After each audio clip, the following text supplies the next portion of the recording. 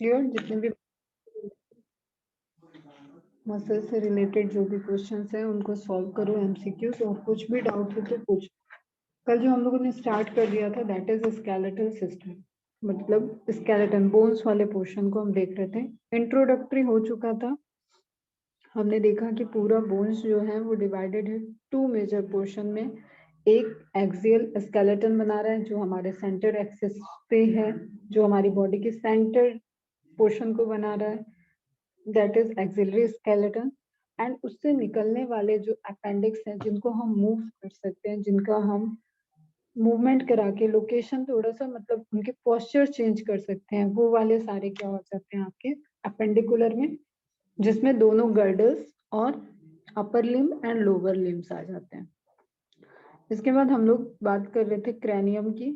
School को divide कर लिया था हमने cranial bones and facial bones में। क्रैनियल बोन्स कंप्लीट हो गया था। Total number of cranial bones are 8। Clear? 8 में पैराइटल एंड टेम्पोरल को छोड़ के ऑल आर इन सिंगल 1 है नंबर में। पैराइटल और टेम्पोरल आपके पास क्रैनियल बोन्स में पेयर में। क्लियर? 2 पेयर में, मतलब 1 पेयर में 2 इन नंबर। तो टोटल आपके हो गए 1 2 3 4 1 2 3 4 6 एंड 8। नाम याद रखना है अपने को। फ्रंट से स्टार्ट करो, फ्रंटल, लास्ट पीछे ऑक्सीपिटल, बीच में हाफ हेमीस्फीयर में पैराइटल एक साइड में, पैराइटल एक साइड में, 2 पैराइटल हो गए। उसके नीचे ईयर के पास टेम्पोरल बोन्स हैं, एक इधर एक उधर, टेम्पोरल हो गया 2। क्लियर? फिर आपका एक ऑक्सीपिटल होता है जो आपके मतलब स्फेनॉइड इथमॉइड होता है जो ऑक्सीपिटल वाले एरिया में, तो आई वाले एरिया में आएगा, आईबॉल वाले एरिया में इथमॉइड। एंड देन एक आपका यहाँ पे बीच में आ रहा है जो ईयर के और आई वाले माथे के बीच में आएगा, that is the sphenoid. Number में 1 होगा, पूरा आपका ऐसे रहेगा। Is it clear?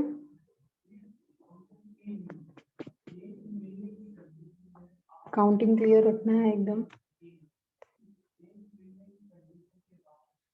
नेक्स्ट आता है फेशियल। टोटल मैंने बताया था कितने हैं, टोटल है आपके पास 22 बोन्स इन स्कल। स्कल में 22 बोन्स को आपने 8 को लिख लिया क्रैनियल में। Now remaining 14 is included into facial bone. Clear?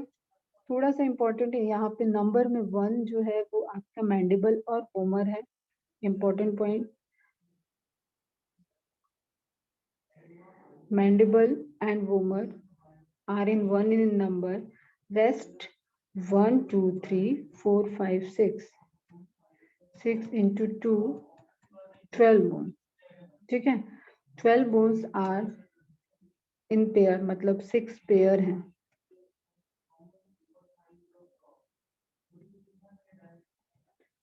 हो गए? 12 plus 1 mandible plus 1 more 1 आपकी vomer. Total bones 14। Is it clear? ठीक है? अब इस 1 में क्या क्या आ सकता है? मैंडिबल के ऊपर मैग्जिला, मैग्जिला 2, मैग्जिला इन नंबर 2, मतलब एक ये है, एक मैग्जिलरी बोन ये है, एंड एक मैग्जिलरी बोन ये है। क्लियर? सेम वे में आपके फिर आप देखो zygomatic bone, this one green वाला 1 2, या 1 इस साइड लिख रहे थे, इसी साइड लिखो 2। क्लियर? ये कौन सी होगी? जाइगोमेटिक। मैंडिबल 1 थी, मैंडिबल के ऊपर मैग्जिलरी 2 इन नंबर 1 2, मैग्जिलरी के ऊपर zygomatic 2 in number 1 and 2। Then आप नेजल वाले पोर्शन में आओगे तो वहां पे 2 है, inferior nasal concha, inferior nasal concha. Front में एकदम नहीं होगा बेटा, फ्रंट में कार्टिलेज है, थोड़ा सा बैक आप टेस्ट करोगे तो आपको समझ में आएगा। तो जो इंफीरियर नीचे की तरफ होगा उसमें वो है नेजल कॉन्का। अगेन एक राइट एक लेफ्ट, नंबर में 2। क्लियर? उनसे ऊपर, ऊपर की साइड में that is the palatine, palatine, again left and right 2। फिर लैक्रिमल 6 पेयर तक जाना है आपको, 1 पेयर, 2, थर्ड, 4, फिर आपका लैक्रिमल आ रहा है जो अगेन आईबॉल के पास होगा 5, एंड देन नेजल, ये जो सबसे हार्ड वाली है माथे के से अटैच्ड है, वो हो जाएगी आपकी nasal bone. Is it clear? Again 2 in number, एक लेफ्ट साइड एक राइट साइड, एकदम अच्छे से इसको शांति से देखो। फेशियल बोन्स के नेम आपको नोट डाउन करने हैं, एनसीईआरटी में मेंशन नहीं है।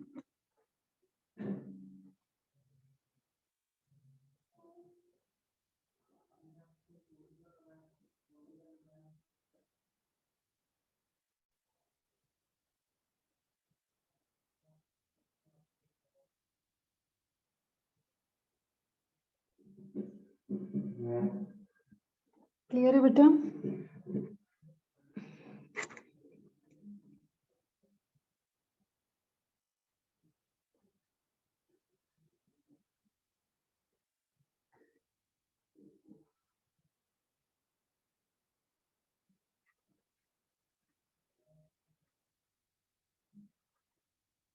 तो यहाँ से क्वेश्चन पूछा जाता है, which bones are single in number in among the facial bones।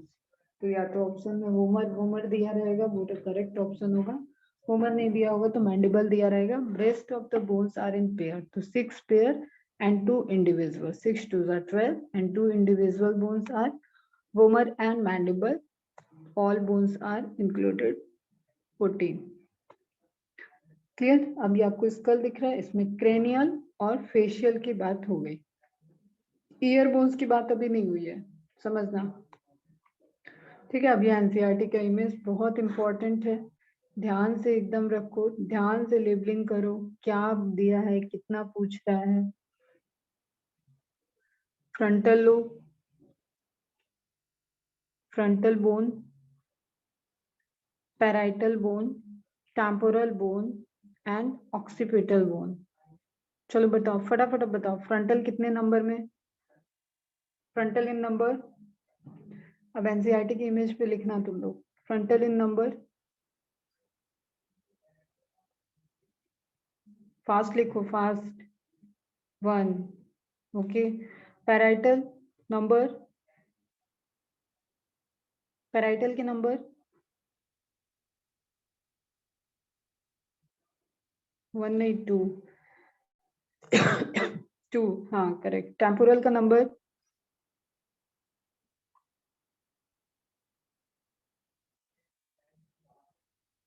2, very good. Occipital का नंबर, ऑक्सीपिटल, एकदम इत्मीनान से, अच्छे से समझ के, अगर ये लेवलिंग हो गई तो स्केलेटल सिस्टम के क्वेश्चन हो गए। क्लियर? ऑक्सीपिटल बोन 1, कितने हो गए? 2 2 4 1 5 6। अभी क्या क्या बचा है आपका क्रेनियल में? बताओ इधर से कौन सी है क्रेनियल, नाम बताओ। क्रेनियल बोन में कौन सा आएगा? स्फेनाइट, वेरी गुड। नंबर में कितनी? इन नंबर, स्फेनाइट और इथ्माइट इन नंबर 6 7, 6 ऑलरेडी हो चुकी थी, एक नंबर में, और ये भी 1 इन नंबर। क्लियर है? ठीक है, इसमें राइट लेफ्ट वाला नहीं है, पूरा यहाँ से लेके यहाँ तक ये बोन रहेगी दोनों साइड के लिए, तो ज्वाइंट बोन तो रहेगी पूरी। तो स्फेनाइट बोन 1, एथमोइड बोन 1। क्लियर? अब कौन सा लेवल देखें, कॉन्डाइल को बाद में बात करते हैं, फेशियल पे आते हैं। क्लियर? मैंडिबल से स्टार्ट करते हैं। मैंडिबल नंबर में 1। क्लियर? फिर आपका, अभी देखो जो एक ये इसमें थ्योरी में हायर्ड बोन को लिया नहीं है स्कल में, इसलिए यहाँ पे जब मैं बताऊंगी तब इनको ऐड करना है कि what is occipital condyle, what is hired bone. रुको दूसरे कलर से मैं मार्क कर देती हूँ, इनकी अभी बात नहीं कर रहे हैं। चलो अब बताओ। Lacrimal, nasal, zygomatic, maxilla 2। इतनी लेबलिंग दी हुई है। किसकी लेबलिंग नहीं दी है यहाँ पे? किस बोन के बारे में नहीं दिया है? कितनी हो गई टोटल बोन? देखो 2 2 4 6 8 9। ठीक है, अभी एक पूरी 2 बाकी है और एक सिंगल बाकी है। इंफीरियर नेजल की नहीं दी है तो लिखो इंफीरियर नेजल पेंसिल से नंबर कितनी होगी? 2। और एक बोन कौन सा नहीं दिया हुआ है?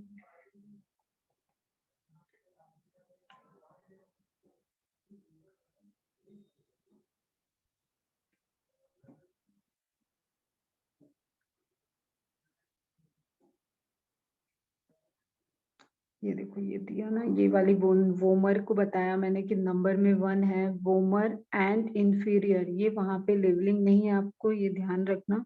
Inferior and vomer, inferior number में 2 एंड वोमर नंबर में 1। क्लियर? समझ में आया बेटा?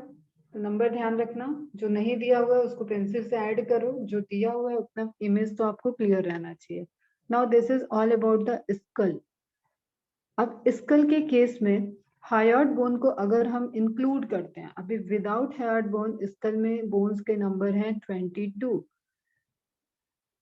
हायर्ड बोन क्योंकि स्कल का पार्ट होता है इसलिए हम इसको इंक्लूड करेंगे हायर स्टडी में, और हायर्ड बोन को इंक्लूड करने के बाद नंबर हो जाएगा 23। Are you getting my point? अभी इमेज से भी बात की है। अभी आपने जो क्रैनियल बोन्स देखे एंड आपने जो फेशियल बोन्स देखा उसको आपने ऐड किया तो 8 + 14 = 22। तो क्वेश्चन अगर पूछता है कि total number of bones present in scale, option में दिया है 22, then go for that. Clear? Option question में दिया है total number of bones in scale including hyoid bone, then answer should be 23। समझ रहे हो? और ऑक्सीपिटल कॉन्डाइल क्या होता है बताओ? डाइकॉन्डिलिक, मोनोकॉन्डिलिक क्या होता था?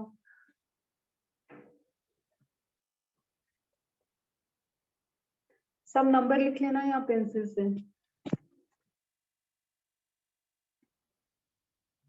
अब बच्चा है इस इमेज में एक लेबलिंग बची है, ऑक्सीपिटल कॉन्डाइल। कॉन्डाइल याद है किसी को? What is condyle? Animal kingdom में हम लोग मूवमेंट को लेके, नेक के मूवमेंट को लेके बात करते थे। मोनोकॉन्डिलिक नेक स्कल, डाइकॉन्डिलिक स्कल, उसका क्या मीनिंग होता था?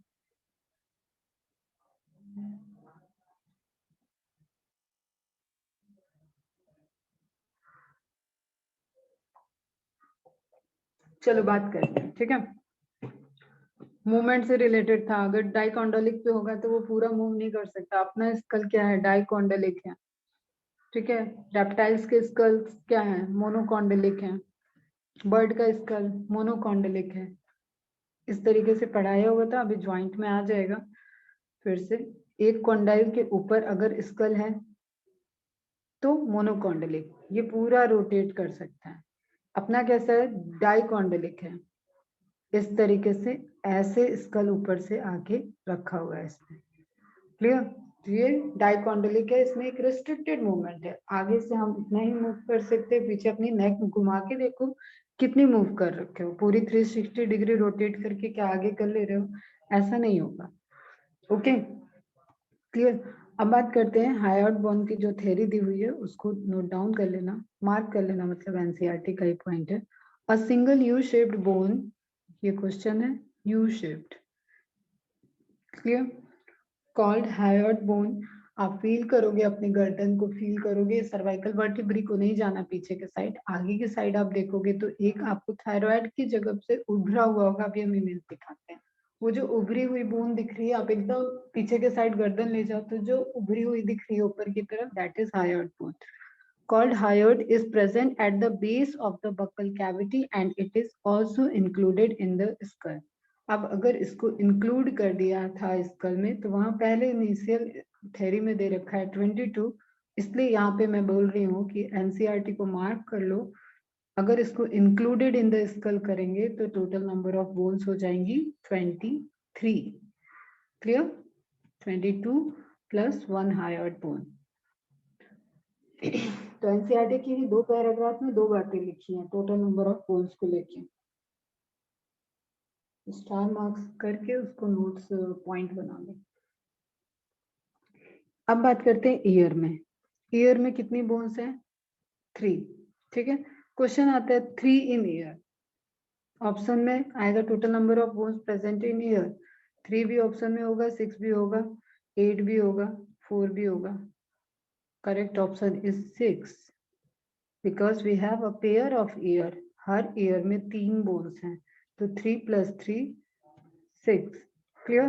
तो ईच मिडिल ईयर. अब ये मिडिल ईयर है मतलब क्लासिफिकेशन में चले जाओ वापस. क्या क्या ईयर का स्ट्रक्चर था? Outer ear, inner year, middle ear and inner ear.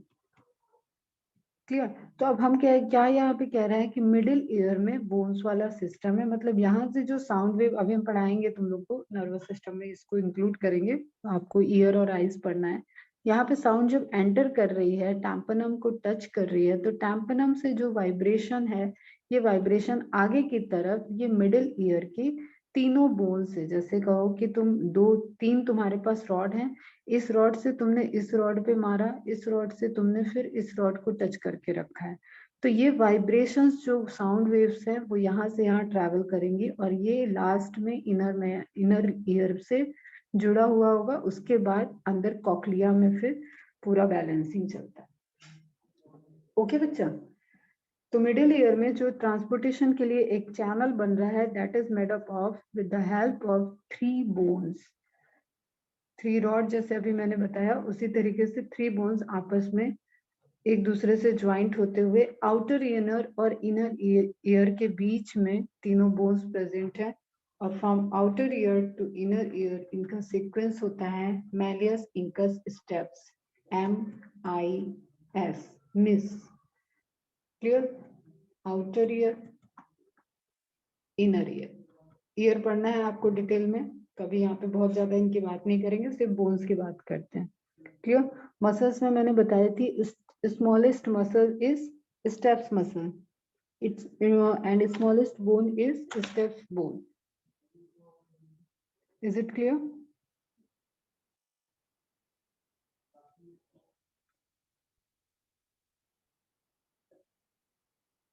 तीनों को एक साथ क्या बोलेंगे? Year ossicles. तो डायरेक्ट क्वेश्चन पूछता है which structure forms the ear ossicle? Is it tympanum? Is it inner membrane? It is outer membrane. No, it is the collection of 3 bones present in middle ear. Okay. ठीक है. ये hired bone दिख रहा है. Hired bone का और image देख लो. Structure दिख रहा है आपको. ये लेबलिंग देखो. This level.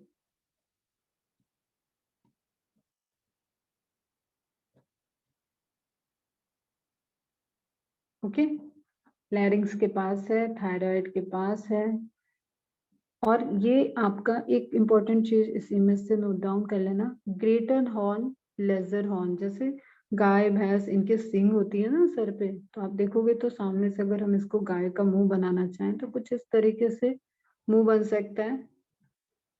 ड्राइंग नहीं करनी है मेरे को यहाँ पे. जो समझाना चाह रहे हैं वो समझ जाओ. क्लियर?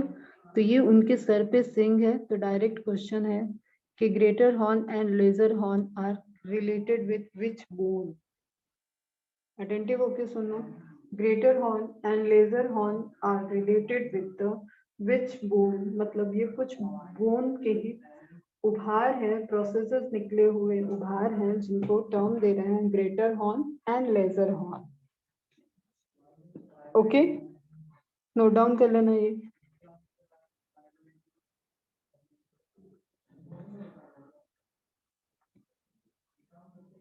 ठीक. किससे अटैच्ड है ये? Hired bone. एक क्वेश्चन ये भी आया हुआ है पहले. Hyoid bone, hyoid bone thyroid membrane, thyroid membrane attached to thyroid cartilage thyroid cartilage attach to thyroid gland. तो एग्जैक्टली जो लोकेशन के रिलेटेड क्वेश्चन आता है हायोइड बोन का, बक्कल कैविटी के नीचे इंफीरियर साइड में। Clear. Thyroid bone attach to the thyroid membrane, ऐसे लिख लो तुम लोग।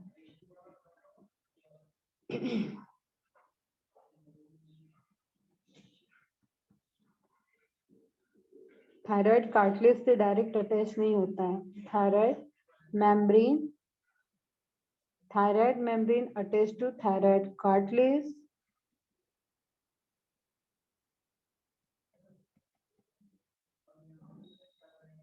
and thyroid cartilage covers the thyroid gland।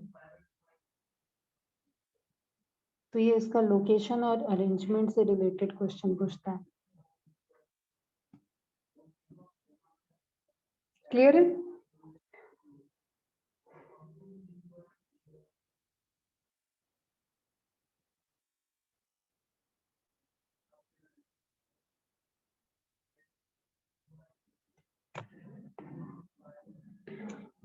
Okay, अब वापस आते हैं ईयर पे।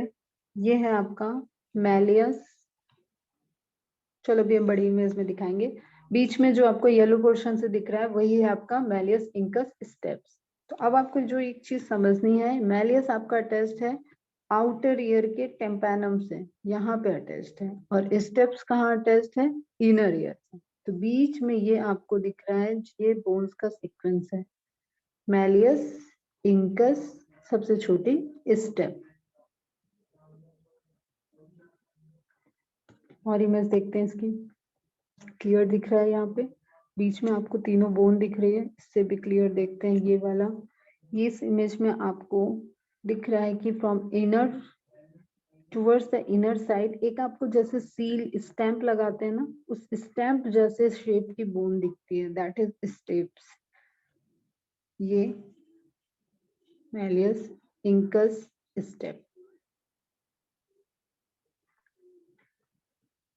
क्लियर है? ठीक है, पूरा ईयर का स्ट्रक्चर बाद में पढ़ेंगे। Outer ear, inner year, inner year, middle ear. Middle ear में ही ये वाला पोर्शन है आपका, this portion included in middle ear, जहाँ पे बोन्स प्रेजेंट है, and it is the smallest bone of body. Okay, condyle वाली बात पे आते हैं। The skull reason articulates with the superior region of the vertebral column with the help of two occipital condyles, that is dicondylic skull।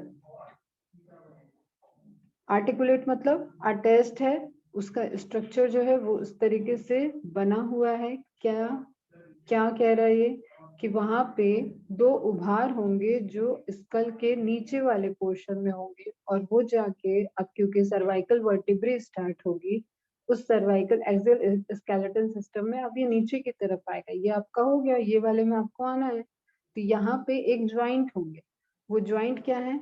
Occipital condyle present होते हैं school में, and Atlas vertebrae, पहली vertebrae आएगी Atlas, वो present होगी आपके vertebral column में। तो दोनों के बीच में जो ज्वाइंट है, तो देखो ये आपका उभार है, ये जाके इसके ग्रूव में फिट हो जाएगा, that is डाइकोंडलिक।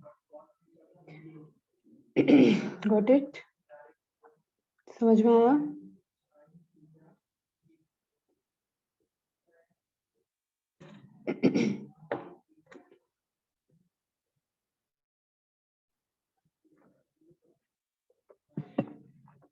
Now occipital condyle जुड़ रहा है वर्टिब्री कॉलम से, तो अब वर्टिब्री कॉलम के बारे में डिटेल देखेंगे। स्कल कंप्लीट हो गया अपना।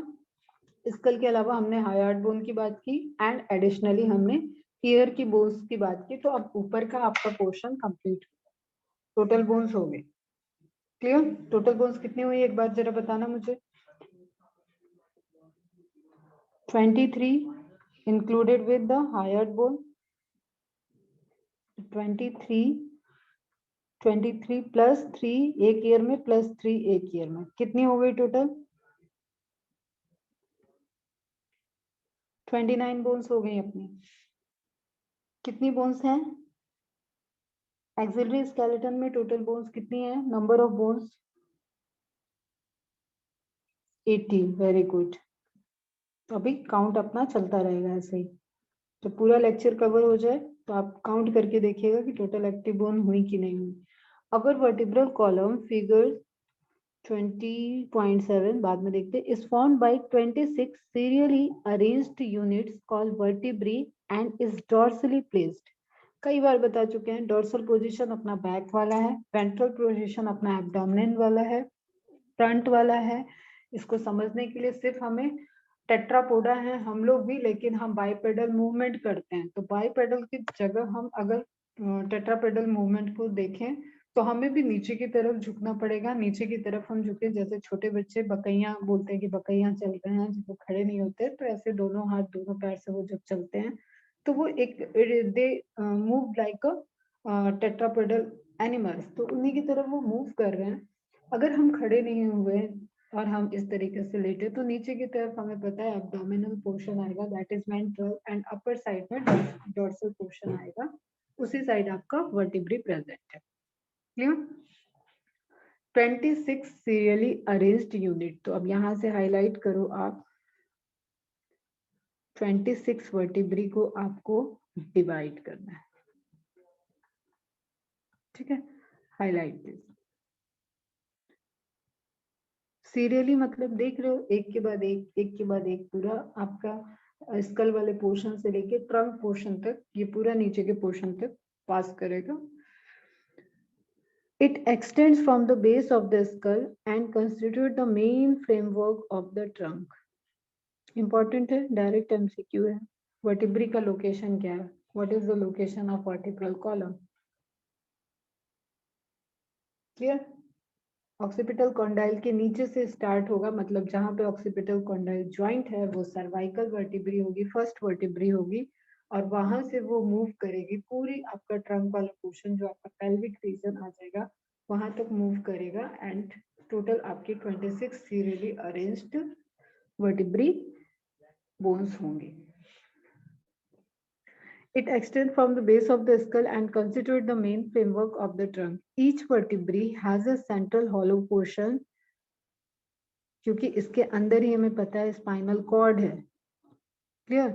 वहां से स्पाइनल कॉर्ड पास करेगी तो उसको एक स्पेस चाहिए, तो vertebral column somehow like this kind of structure होगा, अभी इमेज दिखाते हैं। और इसके बीच में जो ये फोरामेन स्पेस है, यहाँ से पूरा का पूरा स्पाइनल कॉर्ड जो नर्वस सप्लाई को लेके जा रहा है वो पास आउट करेगा, through which the spinal cord passes. Important point है। First vertebrae is the atlas, नाम याद रखना है, और ये ऑक्सीपिटल कॉन्डाइल को कैरी करेगी, ये भी बात याद रखनी चाहिए। First vertebrae is the Atlas and it articulates, arrange होगी, क्लियर, विद द ज्वाइनिंग बनाएगी with the occipital condyles. Now vertebral column is differentiated into 7। Animal kingdom में मैंने बताया था मैमेलियन की कैरेक्टरिस्टिक्स है कि उनके पास सर्वाइकल वर्टिब्री कितने होते हैं? 7 होता है। चाहे वो कोई भी मैमल हो, एलिफेंट हो, बड़ा लंबी गर्दन वाला जिराफ हो, या आप हैं, सभी के सर्वाइकल वर्टिब्री के नंबर कितने हैं? 7। ओके, सर्वाइकल के बाद आता है थोरेसिक, CTLSC सीक्वेंस होता है, CTLSC। Clear? Cervical, thoracic, lumbar, sacral, coccygeal. Okay बच्चा, ये बच्चे इन आउट क्यों हो रहे हैं? Is it clear?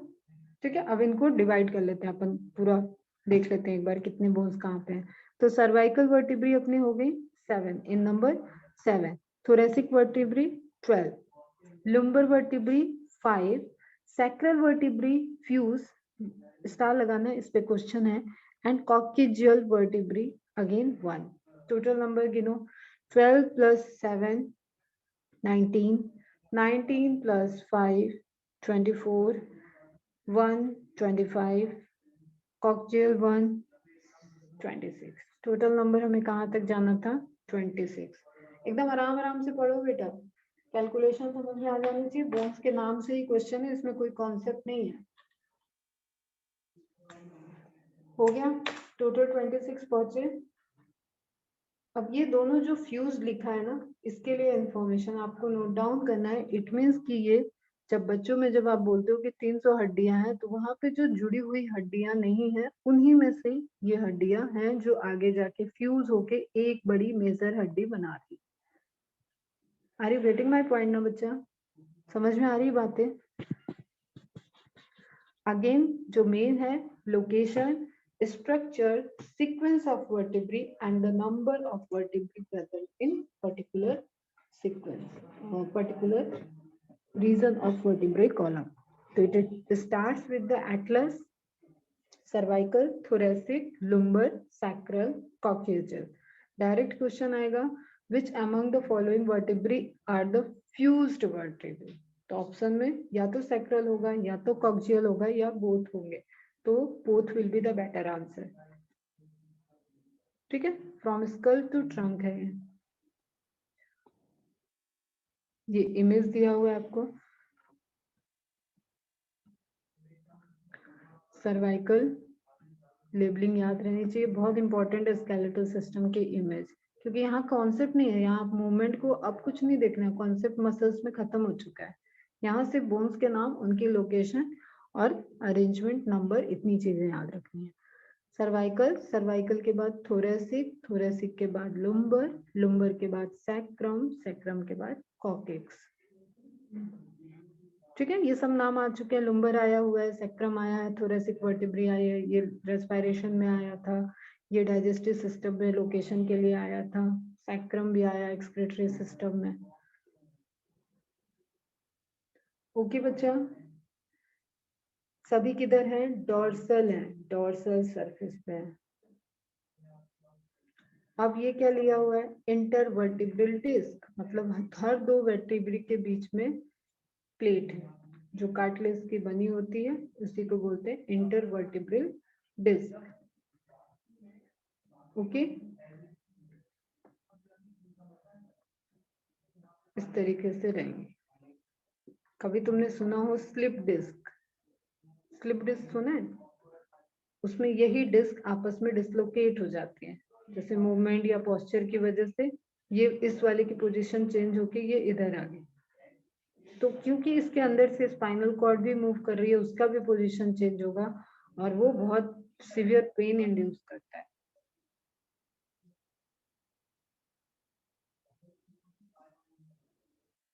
हाँ, L3, F4, L4 thoracic vertebrae, fifth sacral में जब आप वो यूरिनरी ब्लैडर का सिस्टम पढ़ रहे थे, वहां पे रेगुलेशन में S2, S3 आया था, वो भी इसी सबसे रिलेटेड, इनके बेसिस पे लोकेशन दिया था।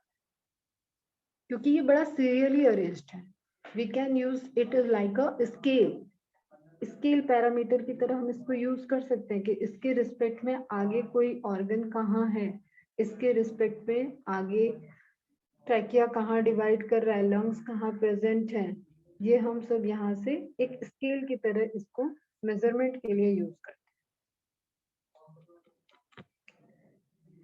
ओके, क्लियर है? तो हो गए total 26, 7 cervical, 12 thoracic, 5 lumbar, 1 sacrum, 1 coccyx, and now note down, जहाँ एनसीईआरटी में लिखा था sacrum and coccyx fused, वहीं पे लिखो sacrum 5 बोन्स के फ्यूजन से बनती है एक बोन। समझ रहे हो ना? अगर इसके अंदर बोन्स की बात की जाए, कितनी बोन्स फ्यूज है, तो यहाँ पे सैक्रम अपने आप में 5 फ्यूज्ड और यहाँ पे 4 बोन्स फ्यूज्ड है और रिजल्टेंट एक कंप्लीट बोन बनी, एक कंप्लीट बोन बनी।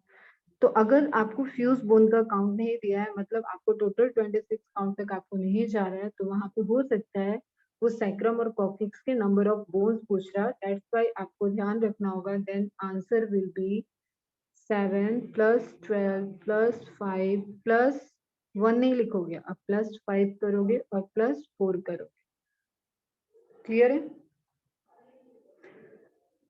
समझ में आया?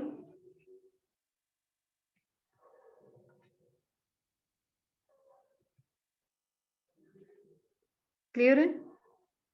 हाँ या ना, फटाफट बोलो। तो टोटल नंबर ऑफ बोन्स कितनी होगी? 12, 12 7 19, 19 5 24, 5 29।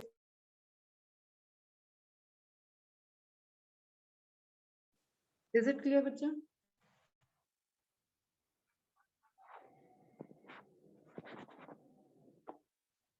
क्या हुआ, नहीं हो रहा है क्या? समझ में नहीं आ रहा है? क्यों टाइम लग रहा है तुम लोग को?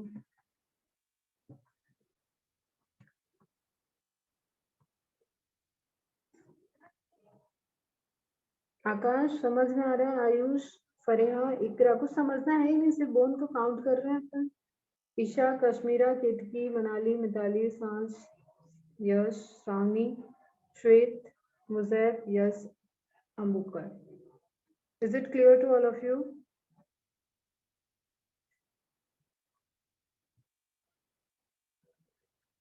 आगे बढ़े हम।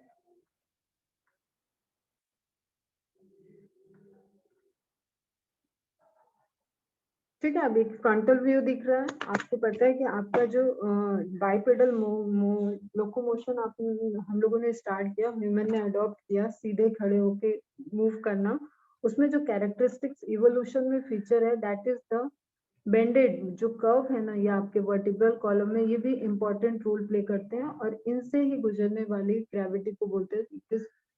This actually bears the centre of gravity को ये बेयर कर सकता है, तभी हम लोग सिंपल स्ट्रेट पोजीशन में खड़े हो सकते हैं। हाँ, अगर 33 पूछा है इसका मतलब उसने फ्यूजन वाली बोन्स को भी काउंट कर लिया है, तो ऐसे केस में 33 आंसर हो जाएगा।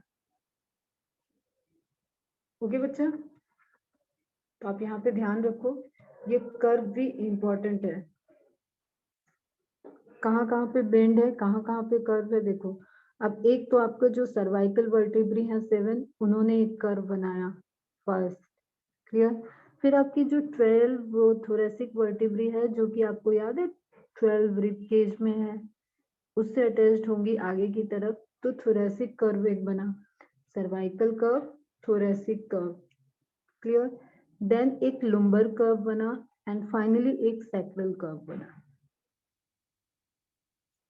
कुछ इस तरीके से स्ट्रक्चर है जिसकी वजह से हम लोग बाइपेडल मूवमेंट करते हैं, खड़े हैं सीधे। ठीक है, जो आप एक सिंपल, आप अगर कोई पेट का शौकीन हो तो बिल्ली को खड़ा करने की कोशिश करते हैं, कुत्ते को खड़ा करने की कोशिश करते हैं, सर्कस वगैरह में देखा होगा, टाइगर को खड़ा करते हैं, लायन को खड़ा करते हैं, एलिफेंट को 2 पैर पे बैठा देते हैं, लेकिन वो उस तरीके से ज्यादा टाइम तक नहीं रह सकते just because of this curve. अगर हम कहें कि एक एनिमल, एक काऊ है या एक पेट, तुम्हारा कोई भी डॉग है, कैट है, तुम उसको खड़ा कर रहे हो, तो उसके उसके उसकी वर्टिब्रल कॉलम में कर्व नहीं है, वो वर्टिब्रल कॉलम इस तरह है, तो वो थोड़ी देर के लिए इरेक्ट खड़े हो सकते हैं, उसके बाद वो फिर टेट्रापोडल हो जाएगा। ये बात जो मैंने कही है ये एमसीक्यू में आती है।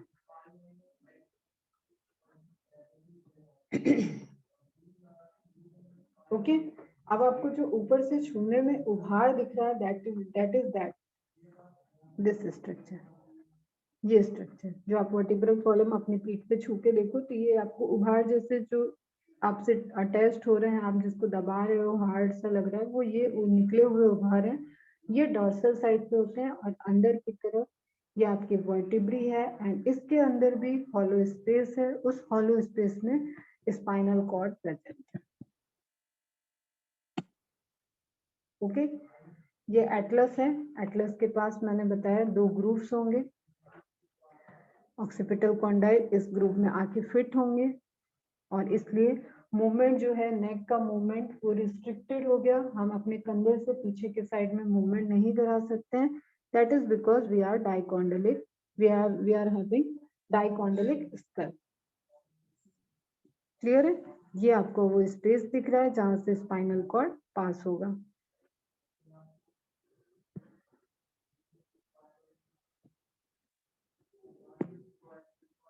ठीक है, अब यहाँ पे हम कुछ मार्किंग कर रहे हैं, वो मार्किंग से क्वेश्चन आए हुए हैं, वो नेम आप नोट डाउन कर लेना।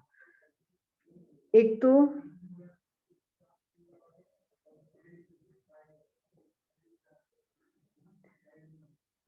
Anterior arc, anterior arc is related to which vertebrae? It is related to atlas. C1 मतलब फर्स्ट सर्वाइकल वर्टिब्री, C से सर्वाइकल, 1 मतलब फर्स्ट, C1 क्लियर। फिर वर्टिब्रल फोरामेन, इससे स्पाइनल कॉर्ड पास करेगी, ओके। फिर superior articular surface of lateral mass of occipital condyle, superior मतलब Atlas है, तो एटलस इस तरीके से स्ट्रक्चर होगा, तो ये इसके अपर वाले सरफेस पे प्रेजेंट होगा, तभी तो स्कल ऊपर से आ रहा है, तो ये हो गया इसका सुपीरियर, ये भी मार्क करो, क्लियर। बस इतनी कुछ चीजें हैं जो आपको क्वेश्चन सॉल्व करने के ड्यूरेशन में मिलेगा। Anterior arc, posterior arc that are related to atlas, and atlas is the name of first cervical vertebrae.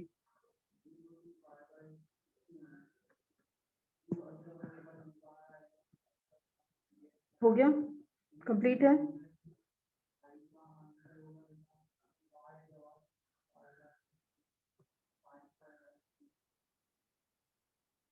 ठीक है, अब बात करते हैं, वर्टिब्री कॉलम हो गई, अभी एक्सिलरी में और क्या बचा है, rib cage, rib cage, sternum, ये सारा पूरा जो स्ट्रक्चर आपका बना हुआ था जब आपने रेस्पिरेटरी सिस्टम आप पढ़ रहे थे ब्रीदिंग, तो वहां पे मैंने बताया था कि फ्रंटल स्टर्नम, ऊपर वो क्लैविकल, पीछे वर्टिब्रल कॉलम, ठीक है, पेक्टोरल गर्डल के पार्ट से आगे की तरफ स्टर्नम से, साइड में रिब्स हैं, पीछे की साइड वर्टिब्रल है, तो वही रिब केज को अभी देखना है। रिब केज में वर्टिब्री वाला कंप्लीट हो गया, ओके बच्चा। नाउ फ्रंटल साइड में आपको सबको याद है, chest bone, breast bone, chest bone, this is sternum and ये रिब्स हैं, सारी रिब्स पीछे की तरफ जाके थोरेसिक वर्टिब्री से जुड़ती हैं, इसलिए number of ribs is equal to number of thoracic vertebrae, 12 is equal to 12। चलो अब इसको डिटेल में देख लेते हैं, पूरे केस को पढ़ते हैं डिटेल में। The number of cervical vertebrae are 7 in almost all mammals, including human beings. The vertebral column protects the spinal cord, supports the head, and serves as the point of attachment for the ribs and musculature of the back. Clear, support है पूरा, head to trunk transport किया हुआ है, head को भी support कर रखा है, मूवमेंट नेक का उसी पे डिपेंडेंट है, और फिर आगे के साइड में पूरा रिब केस भी बन रहा है, मीन्स रिब्स के साथ भी एक मस्कुलर अटैचमेंट को बना रहा है, और पूरा ये जो सेंटर वाला स्ट्रॉन्ग पोर्शन है, किसी भी बंदे को देखो, अगर कोई फाइटिंग सीन चल रही होती है तो वो पीछे के साइड मारना अवॉइड करते हैं, क्योंकि that is a strong portion, वो हिट करते हैं, एब्डोमिनल में हिट करते हैं, क्लियर। बहुत लास्ट में कहीं फाइटिंग सीन में देख लो कि एकदम बंदा गिर गया है, तो वो पीछे से उसकी वर्टिब्रल कॉलम को तोड़ते हैं ताकि उसका स्पाइनल कॉर्ड रप्चर हो जाए, तो it is like a strong structure. Sternum is a flat bone on the ventral midline of thorax.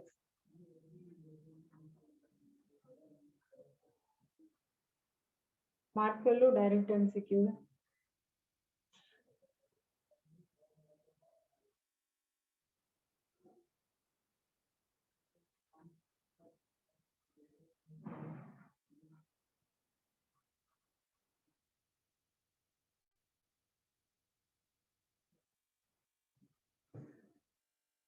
The vertebral column protects the spinal cord, supports the head, and serves as the point of attachment for the ribs and musculature of the back. ये पूरा आपका क्या है, एक strong attachment दिखा रहा है, जो vertebral column से आगे की तरफ हेड से भी है, फ्रंट की तरफ जो रिब्स हैं उससे भी है, और स्पाइनल कॉर्ड तो अंदर ही है, तो जैसे पेन के अंदर रिफिल होती है ना, पेन के अंदर रिफिल होती है, उसी तरीके से आप समझ लो वर्टिब्रल कॉलम के अंदर स्पाइनल कॉर्ड मूव कर रही है।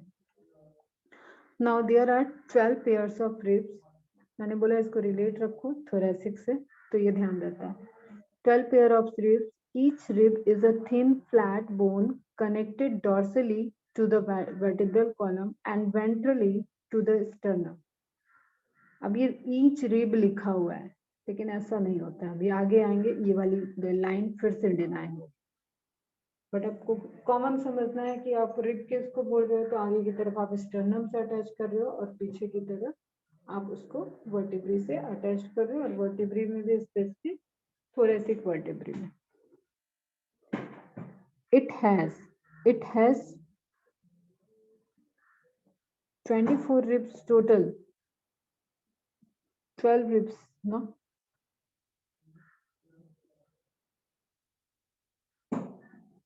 It has two articulation surface on its dorsal end and is hence called bicephalic. ठीक है, दोनों साइड से जाके ज्वाइंट हो रहा है ना। जैसे देखो कि कोई दो पार्ट में दरवाजा, तुमने कभी देखा हो एक सिंगल डोर वाला दरवाजा भी बनता है, एक डबल डोर वाले भी दरवाजे होते हैं, वो बीच से खुलते हैं।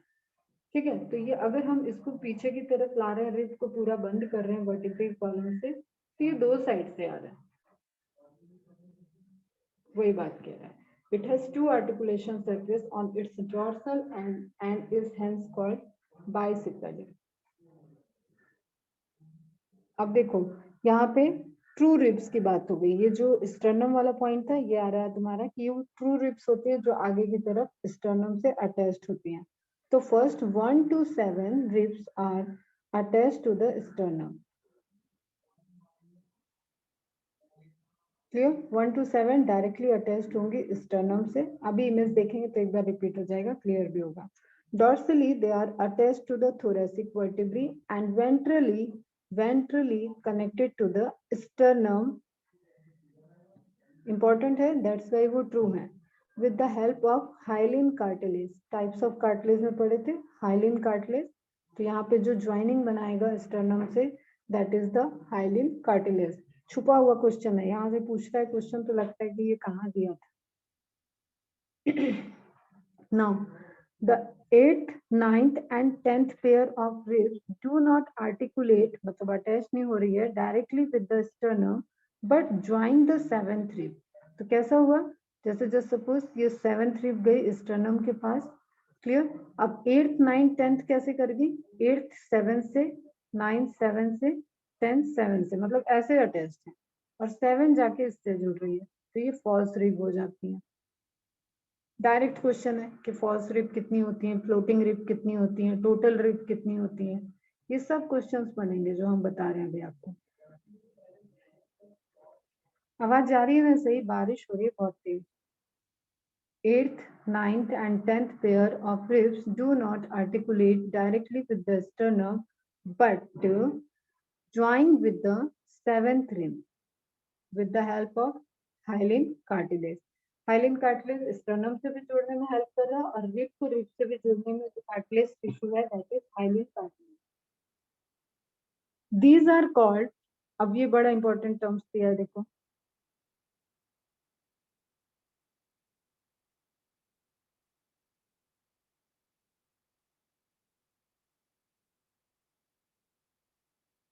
नोट डाउन करना, मार्क करना एनसीईआरटी में। These are called vertebrochondral, vertebrochondral, ठीक है। Chondral means rib and vertebro means पीछे वर्टिब्रल से अटैच्ड है। वर्टिब्रोकॉन्ड्रल आगे रिब से अटैच्ड है न कि स्टर्नम से, और पीछे वर्टिब्री से अटैच्ड है। तो वर्टिब्रोकॉन्ड्रल इतनी रिब्स कौन सी होती हैं, वो हो गई आपकी 8, 9 एंड 10। ओके, 7 हो गई ट्रू, 1 to 7 ट्रू। क्यों ट्रू? क्योंकि they are attached with the sternum with the help of hyaline cartilage।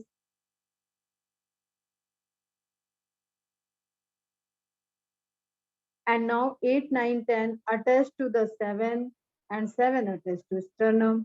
ये हो गई false, और इनको हम एक टर्म और यूज करते हैं वर्टिब्रोकॉन्ड्रल। अब बचते हैं 10 के बाद 11 और 12। Last two pairs 11th and 12th of ribs are not connected ventrally and are therefore called floating ribs। अच्छा तुम मनाली ये दोनों पेयर को वो कर दी थी क्या 24 बोलते हुए? 24 रिब्स पेयर को ओपन कर दियो तो करेक्ट बोली थी। हाँ तब करेक्ट था, मुझे लगा अभी जो मैं बता रही हूँ उसमें तुमने, ठीक है। Of ribs are not connected ventrally and are therefore called floating ribs. क्या कहना है इसका? वेंट्रली फ्री है, तो डायरेक्ट क्वेश्चन है कौन सी रिब्स फ्री होती हैं वेंट्रल साइड से, which ribs are free at the ventrally free। मतलब ना तो वो कॉन्ड्रल से अटैचमेंट को शो कर रही हैं, ना तो वो किसी रिब से अटैच्ड हैं, ना ही वो स्टर्नम से अटैच्ड हैं, लेकिन पीछे के साइड में वो आपके वर्टिब्रे से अटैच्ड है, आगे की साइड वो फ्री है, तो दैट्स व्हाई हम इनको क्या बोलते हैं? फ्लोटिंग रिब्स, हवा में है। Thoracic vertebra, ribs and sternum, बहुत इंपॉर्टेंट लाइन है, सब क्लियर कर लो पहले, मार्क करो इसको। Thoracic vertebrae, ribs and sternum together form the rib cage। पीछे thoracic vertebrae, आगे ribs and sternum, सभी एक साथ मिलके क्या बनाते हैं? rib cage। और एब्डोमिनल साइड से अगर आप और एंटर करना चाहो, पैक्ड कर दो इस rib cage को, तो आपको क्या मिलता है? डायफ्रैग। रिलेटेड क्वेश्चन है। अगेन देखो एनसीईआरटी का इमेज है, जो आने वाली इमेज है उनको कभी मिस नहीं करना है आपको, बहुत अच्छे से फोकस करो। True ribs 1 to 7 true ribs, अभी आया था ये, जब बच्चे फुल पोर्शन टेस्ट दे रहे थे उसमें आया था, मैच द कॉलम में पूछा था फर्स्ट रिप के बारे में कि कौन सी होंगी, और उसमें 11-12 तक, क्योंकि जो नहीं अटैच्ड है वो फर्स्ट रिप है, तो अगर आपको अलग से फ्लोटिंग रिप्स नहीं दिया है तो 8, 9, 10, 11, 12 all are the first rib, because first rib का कॉन्सेप्ट ये है कि first rib which are not attached to the sternum, तो फ्लोटिंग रिप भी तो उसको फॉलो कर रही है। अब बस डायरेक्ट क्वेश्चन मिलना चाहिए, मैम आपने तो 10 तक बताया था, तो 10 तक हो जाएगा। अरे 11-12 कहाँ स्टर्नम से अटैच है, तो अगर ये पांचों का ऑप्शन आ रहा है तो ये करेक्ट होगा, 3 आ गया तो ये ज्यादा एक्यूरेट है। फिर से देखो बेटा, 1 to 7 true, because they are attach to sternum in ventral side. 7, 8, 9, 10 they are attach to, अब ध्यान से देखो, यहाँ देखो 8, 9, 10 क्लियर, कहाँ टेस्ट हो रही है ये? यहाँ तक है, ठीक है। 8, 9, 10 पीछे के साइड से भी दिख रहा है, आगे की साइड। चलो अभी ध्यान से देखो फिर से। 7 ये है बेटा, 7 ये है, तो ये आई है यहाँ पे, तो ये हो गया आपका 7, डायरेक्ट गई स्टर्नम। 8, 9, 10 क्लियर। 8, 9, 10 जाके किससे जुड़ गई? 7 से। 7 किससे जुड़ गया? स्टर्नम से, with the help of hyaline cartilage. और इस इमेज में जो तुम्हें व्हाइट व्हाइट कलर का पोर्शन दिखाया हुआ है वो हाइलिन को ही शो किया है, भले ही लेबलिंग नहीं किया है,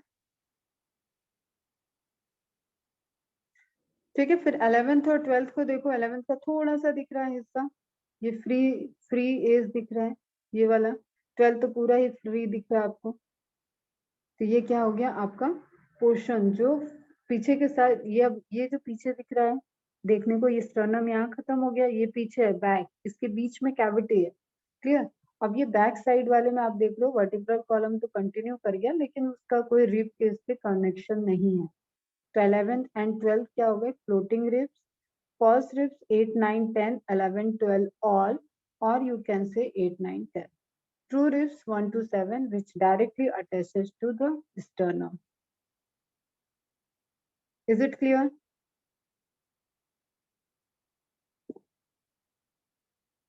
आगे बात समझ में?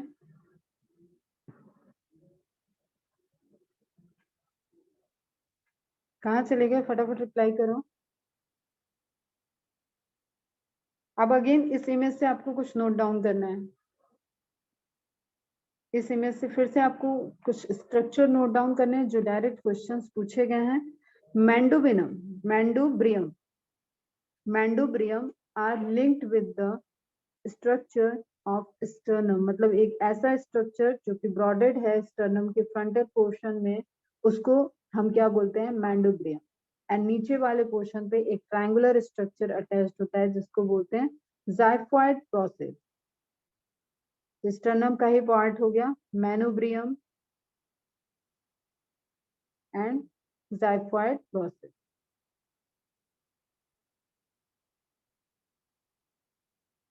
Okay, true ribs 1 to 7, false ribs 8 to 12। देखो false ribs 8 to 12, floating ribs 11 to 12। लेकिन ये मतलब नहीं है कि ये वाले 12 अलग है ये अलग है, उसी के लिए आप दोनों जगह उसको रख सकते हो। फ्लोटिंग तो वो है ही, लेकिन क्योंकि वो स्टर्नम से अटैच नहीं हो रही है दैट्स व्हाई वो और भी उसमें चांसेस है कि वो फॉल्स रिब भी है। ओके, क्लियर है? क्योंकि अब ये यहाँ पे क्लेविकल से अटैच्ड होगी पैक्टोरल गर्डल से, दैट्स व्हाई उसके लिए जो स्पेस होगा उसको बोलोगे आप क्लेविकुलर नॉच।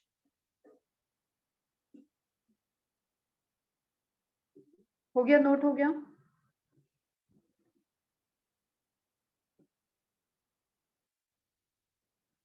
क्या क्या नोट किया? मैनोब्रियम एंड ज़ेफायड बोन, बोन नहीं प्रोसेस, ज़ेफायड प्रोसेस उभार, स्टर्नम का ही पोस्टीरियर पोर्शन होता है। ठीक है, फिर से देखो पेयर की बात हो रही थी 1 2 3 4 5 6 7 8 9 10 11 12, इधर भी 1 2 3 4 5 6 7 8 9 10 11 12 total pair. Clear? 1 2 3 4 5 6 7 8 9 10 11 12 total number of ribs, this is equal to 1 to 12 pair and पीछे के साइड वो जुड़ी हुई है वर्टिब्री से जो ऑलरेडी काउंटेड हो गई एंड आगे के साइड वो किससे जुड़ी हुई? स्टर्नम से। एक्सरे रिपोर्ट में जो ऐसे देखते हैं, अगर जिन्हें कुछ भी नहीं आता वो बोन्स तो एटलीस्ट देख ही सकते, बाकी हजारों हजार एक्सरे रिपोर्ट्स पढ़ोगे जब तुम लोग मेडिकल करोगे। अब हुआ axillary system complete. Now homework है तुम्हारे लिए, count the total number of bones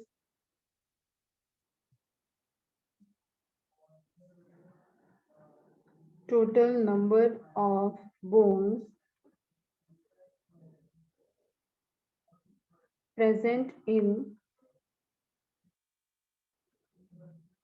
axial skeleton। किस पैटर्न में लिखोगे?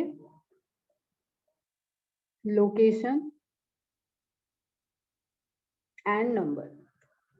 लोकेशन क्या है उसकी, किस पार्ट, बॉडी के किस पार्ट को बना रहा है एंड उसके नंबर कितने हैं, तो इसको पूरा आपको काउंट करके आप 80 तक लाओगे। Is it clear? Axial skeleton समझ में आ गया?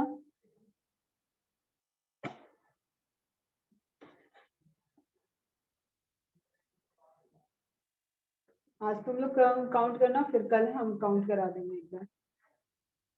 नाउ नेक्स्ट क्या है? Appendicular skeleton. पता है हमें जो भी हमारे एक्सिलरी सिस्टम से अटैचमेंट को शो किए हुए है वो पोर्शन हमारे कहाँ पे आ जाएगा? अपेंडिकुलर स्केलेटन में। It included both the limbs and girders.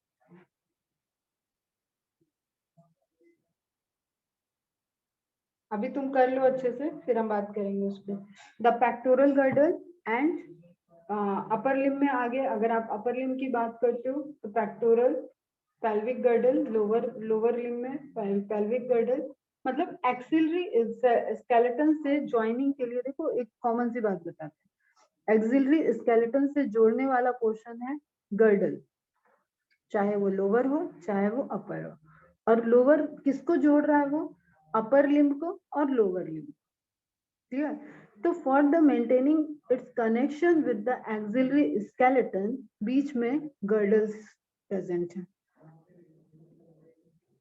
Okay, तो हम देखते हैं इसमें pectoral girdle, clavicles, scapulae and the upper limb. अगर लिम्ब की बात करें तो उसमें arm, forearm and hand आ जाते हैं। अब बची आपके पास कितनी बोन्स?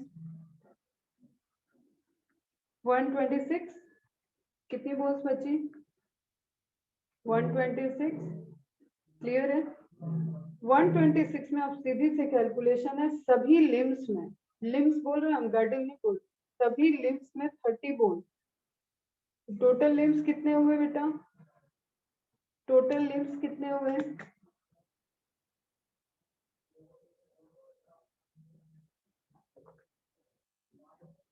बताओ टोटल लिम्स कितने हुए?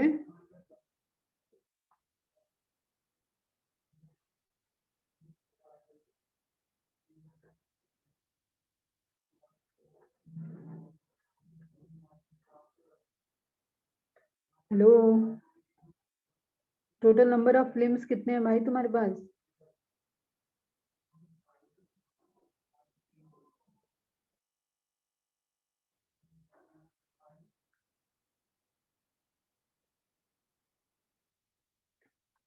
बोल क्यों नहीं रहे हो? क्या हो रहा है? आकाश बताओ टोटल लिम्स कितने हैं? आयुष, फरेहा, इकरा, पार्थ, श्रावणी, श्वेत, काश्मीरा। अरे क्या दिक्कत आ रही है? लिम्स ही तो काउंट करना है। एक ये हो गया। हाँ मनाली करेक्ट है।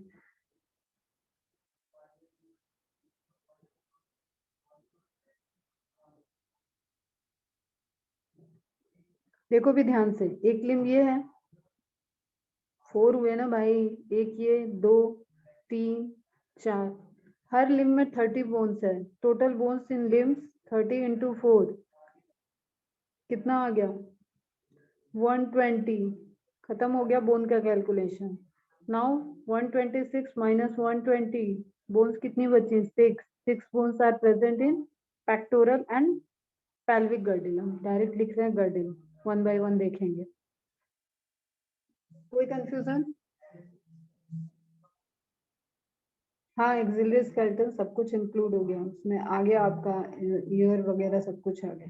जितना अभी तक बोन्स पढ़ा है सब वहां पे, सबको कैलकुलेट करके आप मुझे कल बताओ। अभी बताइए, क्लियर है? 126 में 120 बोन्स कहाँ प्रेजेंट है? सिर्फ और सिर्फ लिम्स में। 2 अपर लिम्ब है, 2 लोअर लिम्ब है, 2 पैर है, 2 हाथ है, और उसमें हर एक हाथ पैर में टोटल नंबर ऑफ बोन्स कितनी है? 30। तो आपके पास 4 है, तो 30 इंटू 4 टोटल नंबर हो गया 120।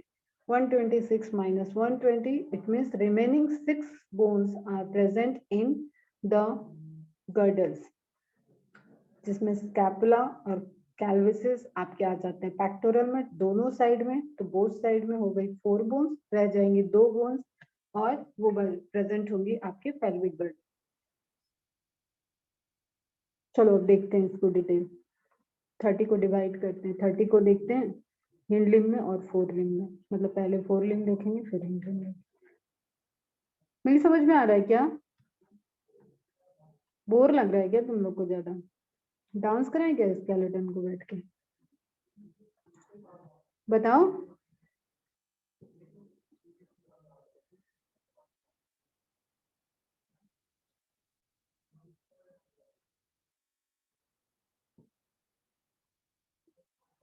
बेटा मेरे कोई दोस्त थोड़ी ना है कि यहाँ पे कोई मैकेनिज्म नहीं है, कोई ट्रांसपोर्टेशन नहीं चल रहा है। हम सिर्फ बोन्स के बारे में पूछ रहे हैं, बोन्स पढ़ा रहे हैं, बोन्स के बारे में पूछ रहे हैं, उसको अटेंटिव होकर सुनो। चलो अब अपेंडिकुलर स्केलेटन में देखते हैं। द बोन्स ऑफ द लिंग अलोंग विद देयर गर्डर्स। अब पूछता है कि अपेंडिकुलर स्केलेटन किसमें? डे 1 से बता रहे हैं, जब से स्केलेटन सिस्टम स्टार्ट हुआ, मतलब कल से। The bones of the limb along with their girdles, जो जोड़ेंगे उसको, कॉन्स्टिट्यूट द अपेंडिकुलर स्केलेटन। अगर इसी को पूछता है which bones make the connection between the limbs skeleton and axillary skeleton, then the answer should be girdles। या pectoral और पेल्विक का नाम दिया है, तो then pectoral and pelvic. Okay बच्चा। नाउ क्या कह रहा है? Each limb is made up of 30 bone. 30 bone हो गई कहानी। अब 30 बोन को डिवाइड करते हैं एक लिम्ब में। अब हम देख रहे हैं 4 लिम्ब, मतलब हाथ। Clear? The bones of the hand, बहुत अटेंटिव होकर सुनना, आर ह्यूमरस, रेडियस, अल्ना, छोटे क्लास से पढ़ते आ रहे होंगे, then carpus, then metacarpus, then phalanges। Clear? Humerus number में 1, रेडियस नंबर में 1, अल्ना नंबर में 1। लिम्ब में देख रहे हैं गर्डल छोड़ चुके हैं, अभी गर्डल पे बाद में आएंगे। कार्पस टोटल इन 8 नंबर में 8। Metacarpus total 5। Clear? phalanges total 14। Count करो, काउंट करो। 15 +5 20 28 19 30 हो गए टोटल।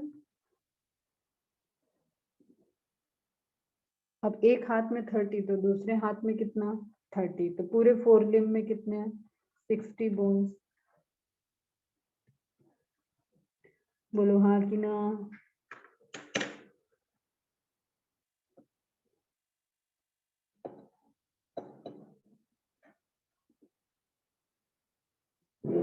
आराम से काउंट करो, कहीं भाग के नहीं जाना है।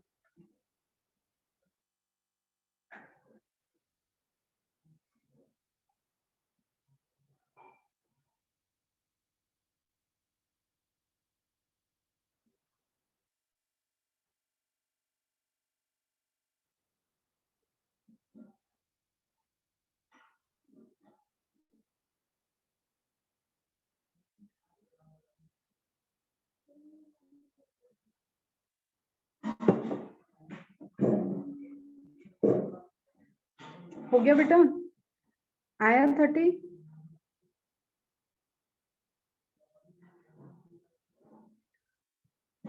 चलो खुश रहो, फिर आ गया तो भूलना मत, बस कैसे आया, कहाँ है, कौन कितनी हड्डियां हैं, वो मत भूलना। ठीक है, तो ये इमेज है आपका 20.9 इमेज में आपको दिखा रहा है पेक्टोरल गर्डल को। अभी भूल जाओ, उस पर ध्यान मत दो। आ जाओ आप नीचे की तरफ बात करते हैं, जिसको अभी हमने देखा, humerus,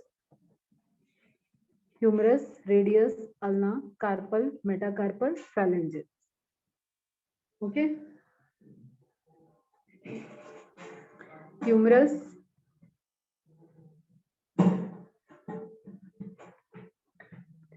humerus, radius, ulna, carpal, metacarpal, phalanges. कोई कंफ्यूजन नहीं। पहली जो सबसे है वो है ह्यूमरस, जो पेक्टोरल गर्डल से जुड़ी हुई है वो है ह्यूमरस। कौन सी कैविटी होती है वो सब हम बाद में बताएंगे। अभी क्या है जो अटैच्ड है आपके हाथ में, ऊपर की हड्डी है, दैट इज ह्यूमरस। ह्यूमरस किससे अटैच्ड है, रेडियस और अल्ना से। रेडियस और अल्ना दो हड्डियां हैं तो एक दूसरे के ऊपर स्लाइड करती हैं, तब आप आगे का रिस्ट अपना जो मूव कराते हो वो मूवमेंट होता है, वो सब ज्वाइंट्स में बात करेंगे। फिर आगे की तरफ जब आपका पाम स्टार्ट हो रहा है, जहां से रिस्ट स्टार्ट हो रहा है, वहां पहले कार्पल है, देन मेटाकार्पल आपकी आ गई। अभी आपको फिंगर दिख रहा है ऊपर की तरफ, उस फिंगर में नहीं गया, वो फैलेंजेस है। मेटाकार्पल जो आपके पाम के वो मेटाकार्पल है। तेज से दबाओ पाम को तो पता चलेगा अंदर भी 5 फिंगर आपके लंबे स्केलेटन जा रहा है। तभी आप कभी देखो किसी स्केलेटन को देखते हो तो उसमें हाथ बड़ा लंबा सा दिखता है। क्यों? क्योंकि मसल्स हटा दो तो ये वाली जो फिंगर आपको, अपनी फिंगर तो ये ऊपर दिख रही है, फैलेंजेस वाली पोर्शन, लेकिन जब स्कल देखते हो, मतलब स्केलेटन देखते हो, तो वहां आपको यहाँ से दिखता है, तो बड़ा सा पंजा ऐसा हिलता हुआ दिखाता है। Is it clear? भूतिया मूवी चल रही है अभी।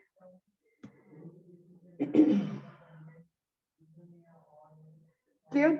अब सिंपल सी चीज है, ह्यूमरस जिससे पेक्टोरल गर्डल पे अटैच्ड होगा वो पोर्शन ह्यूमरस का हेड हो गया, एंड जो आपका इलोंगेटेड पोर्शन है वो शैफ्ट हो गया है, एंड लास्ट वाला पोर्शन जो रेडियस से अटैच्ड होता है वो हो जाता है ट्रोक्लिया। तीनों नेम इंपॉर्टेंट है, तीनों नेम छोटी क्लास में पढ़ा होगा तुमने, तो ध्यान रखो। हेड गर्डल की तरफ, शाफ्ट जो बीच में पूरा इलोंगेटेड है, and trochlea again towards the radius ulna. These are together form the humerus. Humerus जो होता है एनालॉग होता है हिंड लिम्ब के, फीमर के, एंड रेडियस एनला टिबिया फिबुला के। करेंगे उस पर भी बात। नाउ फीमर देख लेते हैं। अब एक और काउंट की बात करते हैं। फीमर के बारे में, मतलब 4 लिम्ब के बारे में देखते हैं। 4 लिम्ब में क्या है, फीमर। अभी मैंने बताया ह्यूमरस, फीमर साथ साथ रखो तो सारे स्ट्रक्चर को। बस एक चीज ध्यान में रखना है, क्योंकि आपको टोटल लाना है नंबर को 30, तो यहाँ पे एक बोन बीच में जो नी कैप आप बोलते हो वो ऐड होती है, पटेला। पटेला क्लियर? तो एक ऐड हो गई तो 31 होना चाहिए, नहीं, एक कार्पल को कम कर दिया है यहाँ पे। एंकल बोन टार्सल जिनको बोलते हैं, वो 8 की जगह जो कार्पल के एनालॉग है वो है 7। बस इतना चेंजेस है, यहाँ 7, यहाँ पे एक बढ़ गया, total number as it is 30 maintain रहेगा। लॉन्गेस्ट बोन भी है thigh bone, femur. Tibia and fibula जो आपको नी कैप के नीचे दिख रहा है, जहाँ से आप घुटना बेंड करते हो उसके नीचे टिबिया और फिबुला है। टार्सल्स अगेन वहीं से स्टार्ट हो रहा है जो एंकल बोन से स्टार्ट हो रहा है। देन मेटाटार्सल फिंगर के पहले होंगे मेटाटार्सल, 5 उंगलियां 5 मेटाटार्सल, ठीक है। एंड आगे फैलेंजेस जो आप उंगली चिटकाते हो मूव करा रहे हो, तो उसमें आपको जो ये लाइनिंग दिख रही है वो सभी क्या हो रहे हैं, फैलेंजेस वाला इंटरनल, जहां से आप मोड़ पा रहे हो वो सब फैलेंजेस। तो वो टोटल 14 हाथ में भी है, टोटल 14 पैर में भी। चेंज कहाँ पे आया है, कार्पस और टार्सल में, वहां 8 थे यहाँ 7 है, एक बोन ऐड हो गई है पटेला, तो टोटल काउंट आ गया 30। दूसरे लेग में भी 30, 30 प्लस 30 60, अपर लिम में 60, 60 प्लस 60 120। Is it clear? अब यहाँ पे ट्रिकी क्वेश्चन पूछ सकता है कि आपको लोअर एकदम पूछे कि जो पाम और आपका एंकल बोन्स के बाद स्ट्रक्चर है, जो आपका फुट वाला पोर्शन है, उस पोर्शन में टोटल फोर्स कितनी होगी, तो ऑब्वियसली 1 कम होगी, ठीक है, क्योंकि यहाँ पे 7 है वहां पे 8 था। तो इस तरीके से थोड़ा सा बोन्स के काउंटिंग से रिलेटेड क्वेश्चंस बनते हैं, जो आपको पूरे बोन्स की अरेंजमेंट अगर समझ में आ रही है तो आप आराम से कर सकते हो कि वो कब किस रीजन से कैलकुलेट करने को बोल रहा है।